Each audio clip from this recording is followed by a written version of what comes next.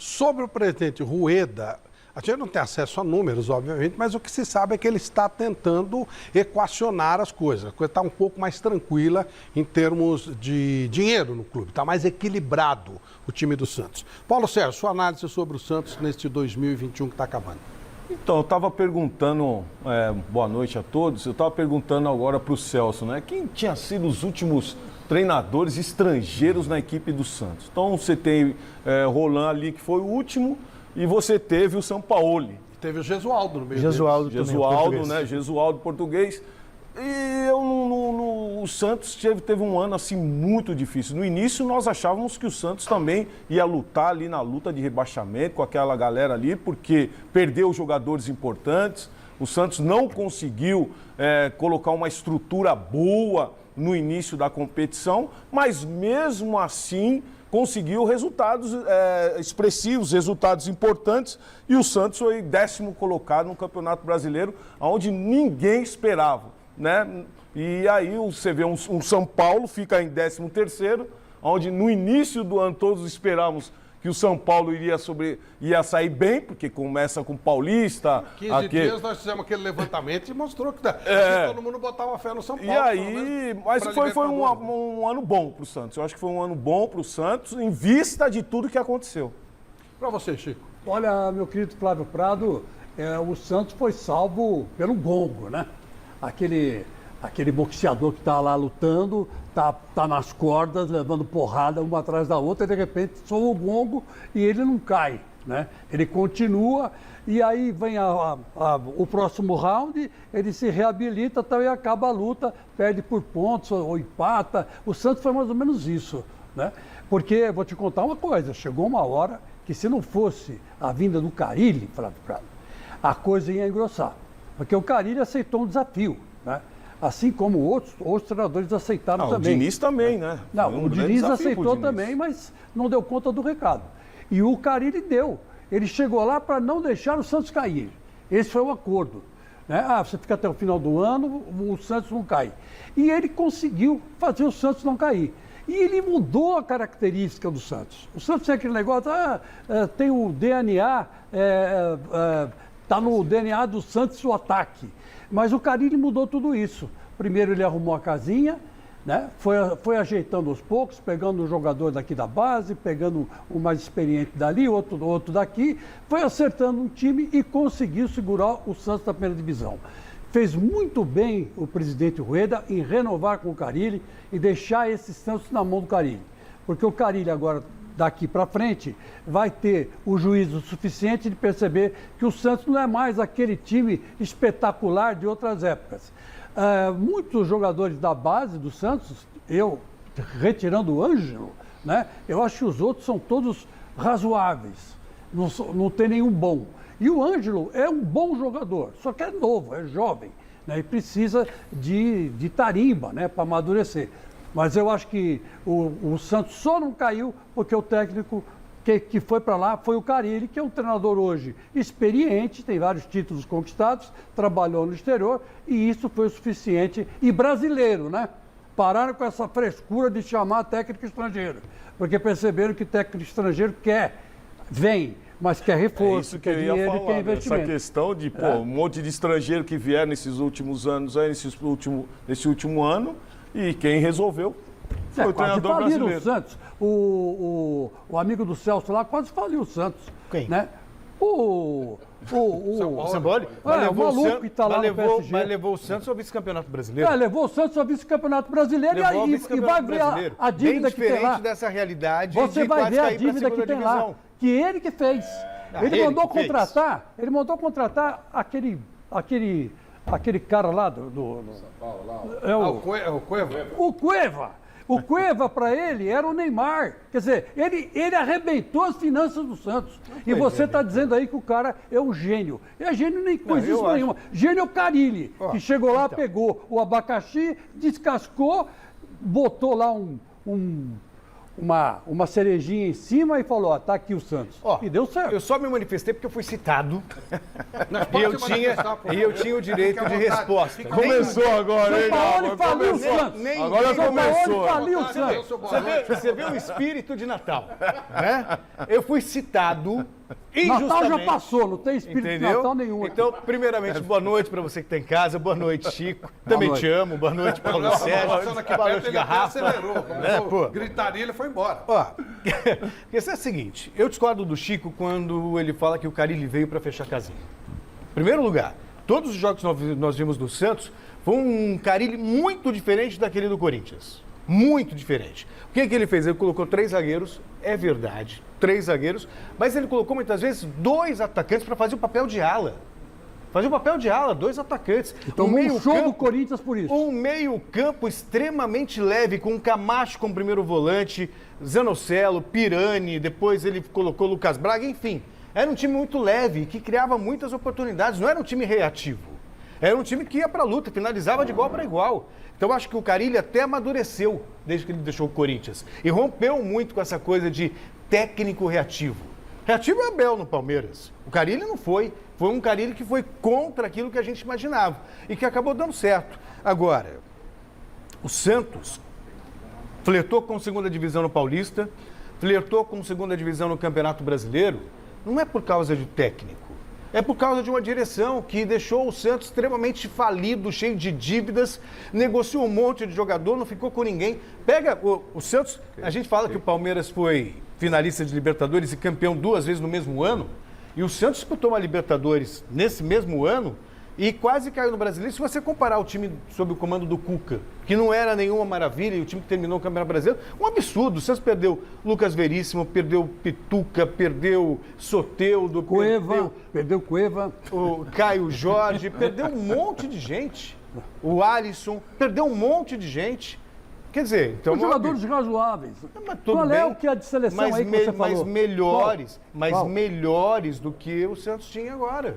Então tudo isso pesa, não é? Não tem como fazer milagre. Claro que não. Só tem que aumentar a dívida. O São Paulo foi lá e estourou com tudo. Boa noite. Boa noite, Flávio. Boa noite, Chico. Passou bem o Natal, amigo? Passei bem. Eu acho que o Papai Noel não fazendo desceu. cálculo.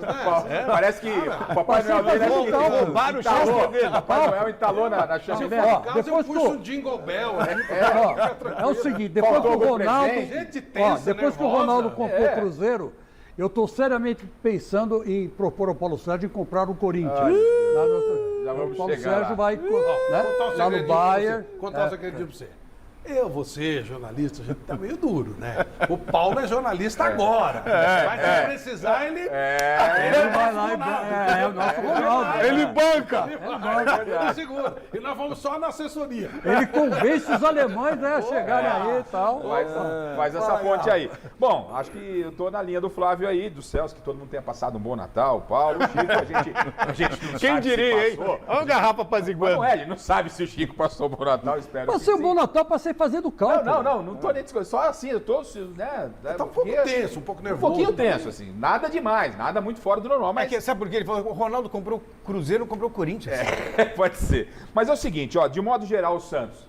A gente esperava algo diferente desse Santos? Não. Não. A gente esperava algo diferente. Então, se você olha o final, é claro que a gente pode... Acabou surpreendendo. A gente pode Pra mais... ser bem sincero, eu esperava rebaixamento. Tô falando. Não, tô falando, acabou surpreendendo. Só já cair, surpresa mesmo. Entendeu? Então ele termina praticamente na primeira página do Campeonato Brasileiro, que é o mais difícil. Nas outras competições não se tinha expectativa de título. Pode-se considerar um vexame de não ter avançado a fase do mata-mata do Campeonato Paulista, que tecnicamente é um campeonato mais fraco, mas termina, como fez o Flávio na abertura, financeiramente. No aspecto financeiro, deu uma melhorada, está muito distante do que o Santos precisa, aspecto financeiro, está muito distante de ser o Santos tecnicamente o que se espera, mas no geral foi bem. E o grande acerto, aí eu tô com o Chico, foi o Carille. A permanência, inclusive, do Carille. Porque o Carille chegou no momento turbulento, chegou em alguma oportunidade antes do término do Campeonato Brasileiro, deixou o cargo à disposição, porque andou mesmo ameaçado pelo rebaixamento, mas o Carille deu um jeito. E aí ponto ao presidente quando mantém o Carille para o próximo ano. Então, o Santos, teoricamente, passou de ano, mas sabe quando vai uma recuperaçãozinha? Passou de ano. O Ronaldo, ele abriu uma porta 24 horas depois do Cruzeiro se transformar em SAF, né, abrir a possibilidade de ser um futebol, um clube empresa, o Ronaldo comprou o Cruzeiro. E aí, semana passada a gente já falou disso e tal, mas o Ronaldo, ele virou um rosto comprando. Porque tinha muito aquele negócio de, um árabe vai comprar, um grupo, né, um grupo americano, agora um rosto. Vocês veem possibilidade do Santos, que aí haja tradição, haja camisa, haja história. O Rolando, na entrevista que ele dá, ele fala, né? Nesse campo pisou o Pelé, nesse campo pisou o Neymar. Vocês acham que o Santos ele pode caminhar para uma venda do clube? Vocês acham que o Santos teria esse potencial? Não sei se eles têm essa ideia, mas o Santos seria interessante? Potencial tem, a marca tem. Mas não entendo que os homens que hoje fazem o Santos Futebol Clube pensem em algo parecido com o que foi feito com o Cruzeiro, nesse momento. Porque o Cruzeiro, ele cedeu, e os conselheiros, no meu entendimento, claro, a gente acompanha um pouco mais a distância, cederam a esse novo formato, e aí você pode discutir se é o correto, é o ideal para o melhor futebol ou não, é uma outra discussão, mas ele cedeu porque não tinha mais para onde correr. Está no fundo do poço. Bateu lá no fundo do poço. Foi. Então, não é o caso do Santos. Nesse momento, eu não vejo essa possibilidade. Agora, marca para isso, se tem um time que tem marca para isso, até para um rosto europeu, alguém no mercado europeu fazer investimento, é no Santos de Pelé. Eu acho que vai depender muito do que acontecer com o Cruzeiro, de como as coisas vão caminhar. Mas ainda assim, Flávio, eu acho muito difícil que os dirigentes que hoje estão em qualquer clube do Brasil abram mão do poder e de tudo que isso agrega para eles como pessoa. Só tem uma possibilidade. Esses que têm dono começaram a ganhar tudo. Exato. Porque aí a torcida vai falar, ô, bonitão, Então. vai, os caras estão comprando tudo, você não compra ninguém, como é que faz? Exato. Aí não vai ter alternativa. Porque, assim, livremente, o Garrafa foi muito feliz no que ele colocou. O Cruzeiro precisou ir para o fundo do poço e não tem quem levante aquilo. Terceiro ano na Série B. Com risco de Série C. E o Atlético Mineiro ganhando Copa do Brasil, ganhando... Mais isso ainda, né? Então alguma coisa tinha que acontecer, mas o Santos nunca caiu para o torcedor santista, felizmente. Mas acho que isso só vai acontecer com outro grande de São Paulo em duas situações. Ou o sucesso do Cruzeiro for absurdo, porque a gente já tem o Bragantino aí que funcionando, mas o Bragantino é um clube, ok, no interior, sem muita pressão, sem muita torcida. Então, se o Cruzeiro ganhar tudo, pode ser que as pessoas revejam o contexto, ou se estiver no fundo do poço. Espero que não esperem cair no fundo do poço. A experiência que o Celso cita, o Bragantino, a gente pode dizer que ela foi coroada de sucesso. Porque o Bragantino fez um ótimo papel no Campeonato Paulista, um excelente papel no Campeonato Brasileiro. Sul-Americana foi a final. Sul-Americana chegou na final, perdeu para um time que tem camisa na Sul-Americana, que é o Atlético Paranaense, que também tem um molde bem assim organizado, uma boa estrutura, né? Tem uma boa estrutura hoje, né? Hoje. Eu comecei como técnico no Bragantino, ou no Bragantino não, no Red Bull. Eu fui o primeiro treinador a estar lá. Isso foi em 2008. Nós treinávamos em Vinhedo, no campo do Banespa, num campo menor era 90 metros quadrados e jogava no Moisés do Caré. Então a estrutura que nós tínhamos ali era bem inferior à que hoje é existente. Mas deixar de ser Pão de Açúcar, não é isso? Não, Pão de Açúcar. Não. Foi porque você confundiu, porque foi o Brunoro que deu a start ali. Mas foi o Brunoro que começou também o processo. Foi o Brunoro que começou o processo. Então hoje você vê um Red Bull aonde está porque houve profissionalismo. Houve algo onde eles implantaram e foram dando sequência naquilo que eles têm como metodologia. O que talvez possa ser bom para o Bragantino, a gente está exaltando aqui, nem sempre é bom para um time da grandeza do Santos. Sem dúvida nenhuma. Porque para o Bragantino, quando você olha, foi a Sul-Americana, garantiu vaga na Libertadores, teve na parte... O Santos, qualquer clube grande, marca grande, quando tem esse aporte financeiro, esse profissionalismo que chega de uma empresa, a cobrança é de ganhar tudo. O próprio Valladolid, como a gente falou a semana passada, quando o Ronaldo entrou com o Cruzeiro, e o Ronaldo também, o grupo do Ronaldo é dono do Valladolid da Espanha, né? Ele foi rebaixado. É isso aí, ele entrou, ele pegou na primeira... Ele pegou na primeira divisão... Então só sobra uma opção, que é o fundo do poço.